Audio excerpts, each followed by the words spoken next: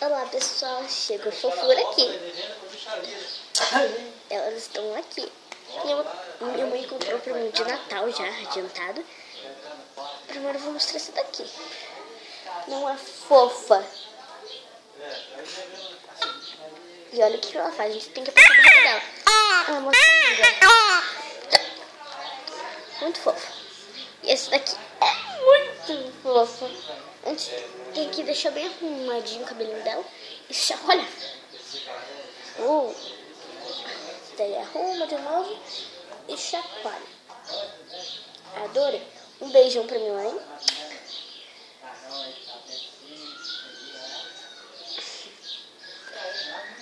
Muito arruma o cabelinho, né? Então eu vou fazer um vídeo com as meninas. Estão tudo ali amontoadas, né? Um vídeo delas lá. Então, olha que fofo. Essa daqui ela quica no chão.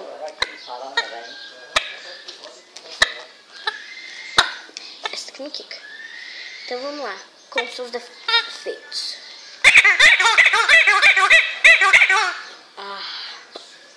Muito fofo, muito fofinho.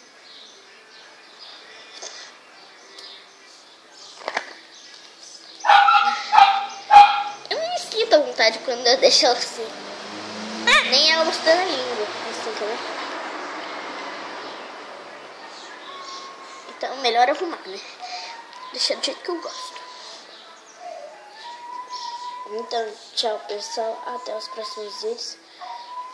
Eu ganhei ontem, né? Eu ia fazer ontem mesmo, só que daí não deu, né? Por quê?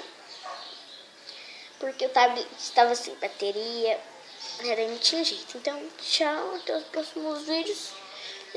E deixe seu gostei por essas fofuras.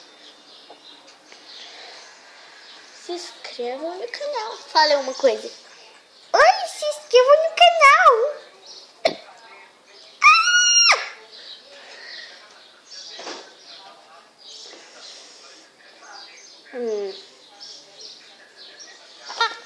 Por favor, sei lá.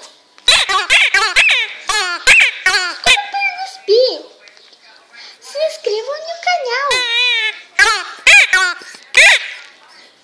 Você quase derrubou a câmera. Então, tchau. Ai, que fofo. Até os próximos vídeos. E tchau, tchau.